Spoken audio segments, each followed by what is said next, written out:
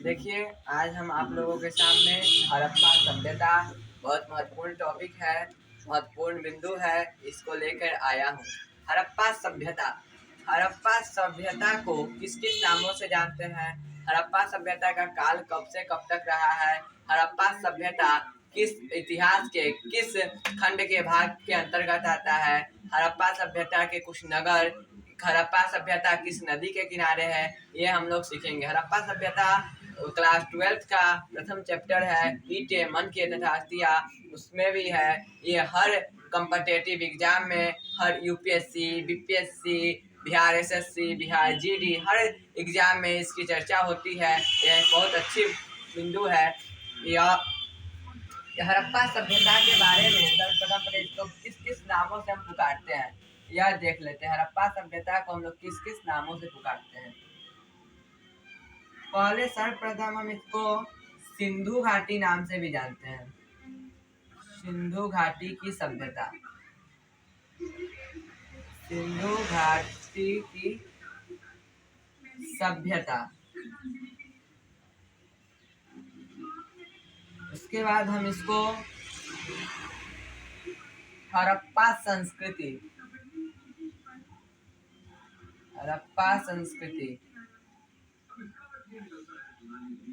उसके बाद हम इसको कांस्य युग की सभ्यता,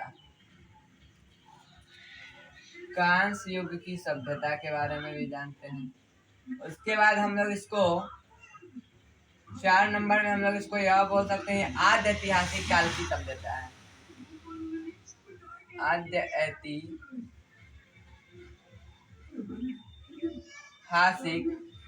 काल की सभ्यता, इसे हम लोग ये 4 नाम से जानते हैं।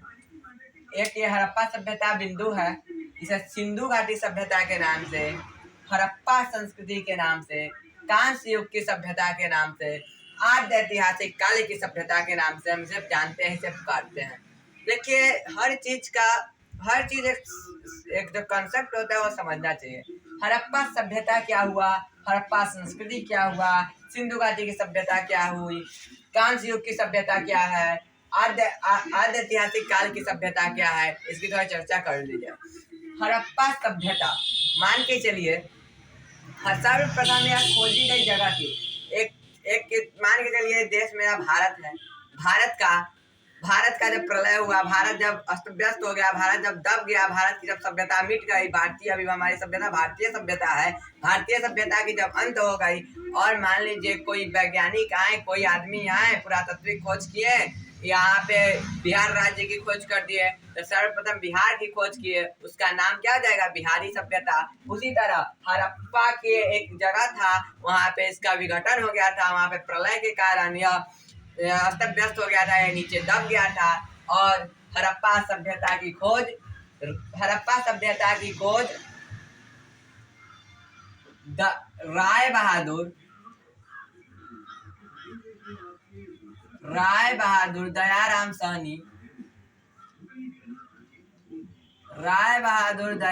सहनी ने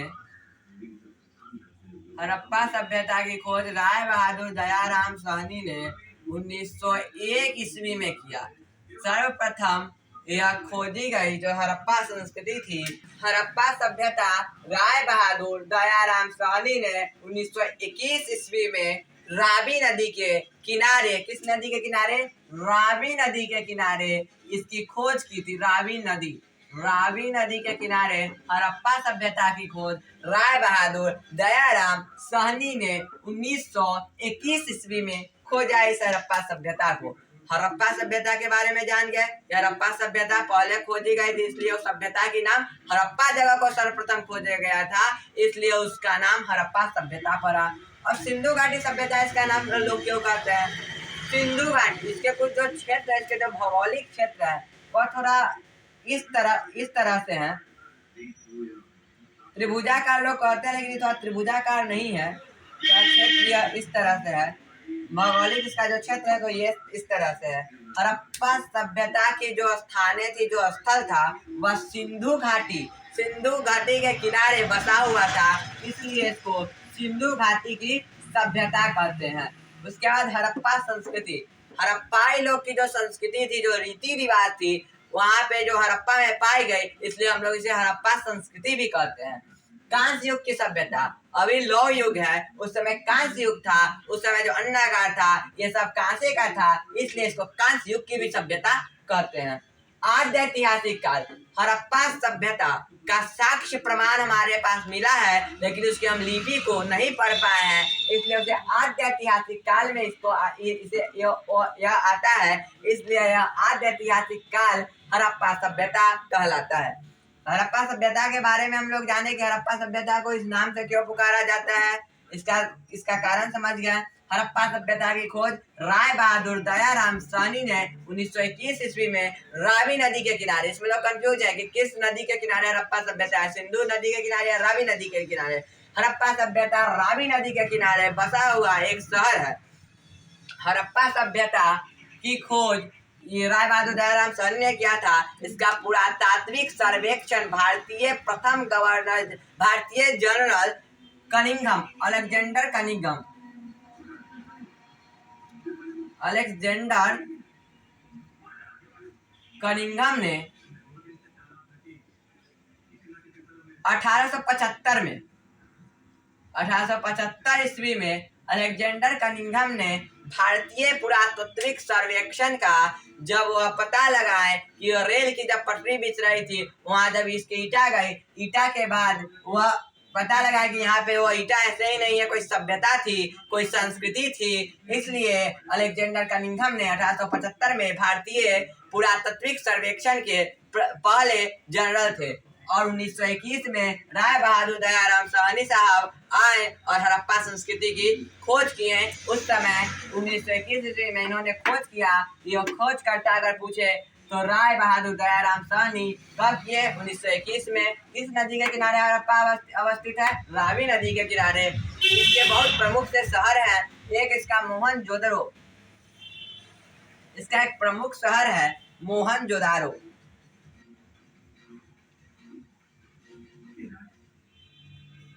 मोहनजोदारो इसका एक बहुत प्रमुख शहर है मोहनजोदारो। मोहनजोदारो की खोज 1922 ईस्वी में, इसके हड़प्पा के बाद 1922 ईस्वी में मोहनजोदारो की खोज हुई। जो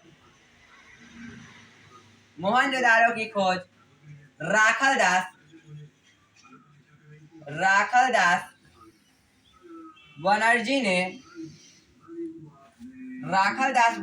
1922 ईस्वी में मोहनजोदारो की खोज की। यह मोहनजोदारो सिंध नदी के किनारे, इसको सिंधु नदी भी बोलते हैं, सिंध या सिंधु नदी के किनारे यह अवस्थित है। यह हड़प्पा सभ्यता का एक महत्वपूर्ण स्थल है। हड़प्पा सभ्यता में मोहनजोदारो, धौलागिरी, ये सब प्रमुख स्थल है। हड़प्पा सभ्यता के 6 प्रमुख स्थल है, इसमें मोहनजोदारो बहुत प्रमुख, बहुत प्रसिद्ध स्थल है। यहाँ पर साक्ष्य प्रमाण भी मिले हैं। मोहनजोदारो में यहाँ पे स्नानाघर मिले हैं। मोहनजोदारो की जो नालियां थी, वो घर से, सड़क से जुड़ी हुई थी। मोहनजोदारो की खोज राखलदास बनर्जी ने 1922 ईस्वी में किया, जो सिंधु नदी के किनारे है। हड़प्पा सभ्यता का कार्यकाल, इसकी जो कार्यकाल अवधि है, कार्यकाल मतलब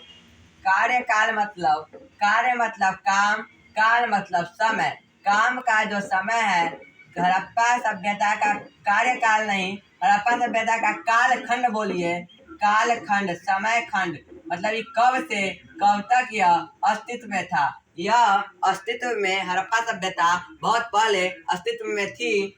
इसकी हड़प्पा सभ्यता में मछली, जौ, तिल, गेहूं ये प्रमुख फसलें थे। वो लोग कृषि करते थे, शिकार करते थे, और उनकी विशेष फसल, प्रमुख फसल जौ और गेहूं थी। और हड़प्पा सभ्यता का जो कालखंड था, यह C14 विधि के द्वारा, अर्थात C14 का पूरा नाम है कार्बन 14 विधि के अनुसार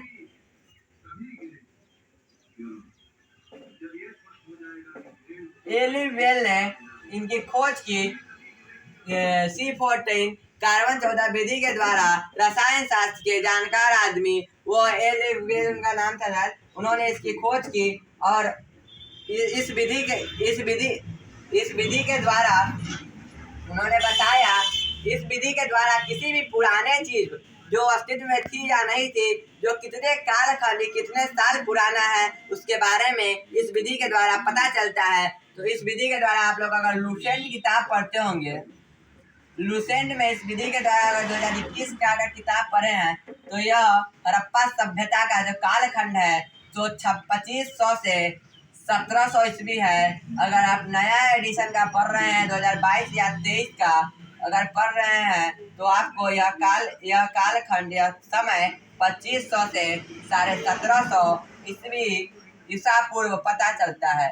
लेकिन सर्वमान्य पुस्तक NCERT है। NCERT में हड़प्पा सभ्यता का कालखंड 2600 से 1900 ईसा पूर्व 2600 से 1900 ईसा पूर्व बताया गया है। 2600 से 1900 ईसा पूर्व हड़प्पा सभ्यता अस्तित्व में थी। हड़प्पा सभ्यता 3 प्रकार की थी। एक आरंभिक हड़प्पा सभ्यता 3 प्रकार की थी। एक आरंभिक हड़प्पा सभ्यता, एक हड़प्पा सभ्यता, एक परवर्ती हड़प्पा। आरंभिक हड़प्पा, एक हड़प्पा, एक परवर्ती हड़प्पा, एक परवर्ती हड़प्पा, एक उत्तर हड़प्पा। जो बाद की हड़प्पा थी वह उत्तर हड़प्पा या प्रवृत्ति हड़प्पा। आरंभिक हड़प्पा जो 2500 से जो पहले 2600 से जो पहले की जो कालखंड जो उसका समय था वह आरंभिक हड़प्पा था। हड़प्पा 2600 से 1900 NCERT के द्वारा प्रदत्त जो हमको जो कालखंड जो प्राप्त है वह 2600 से 1900 ईसा पूर्व है। हड़प्पा सभ्यता का कालखंड 2600 से 1900 ईसा पूर्व है और लुसेंट के द्वारा इतना है। लेकिन NCERT मान्य पुस्तक है, इसलिए NCERT के द्वारा जो प्रदत्त है और 2600 से 1900 ईसा पूर्व है। हड़प्पा सभ्यता को हम लोग सिंधु घाटी की सभ्यता, हड़प्पा संस्कृति, कांस्य युग, आद्य ऐतिहासिक काल और इतने नाम से जानते हैं। हड़प्पा सभ्यता की खोज राय बहादुर दयाराम साहनी ने 1921 ईस्वी में रावी नदी के किनारे किया। हड़प्पा सभ्यता का प्रमुख नगर एक है मोहनजोदारो, जिसका खोज राखलदास बनर्जी ने 1922 ईस्वी में सिंधु नदी के किनारे किया। हड़प्पा सभ्यता राय बहादुर रावी नदी के किनारे किया। हड़प्पा सभ्यता में अभी हम लोगों को बहुत पढ़ना है और अगला नेक्स्ट वीडियो में हम आप लोगों को बताएंगे। अगर ये अच्छा लगे तो चैनल को सब्सक्राइब करें, लाइक करें। धन्यवाद।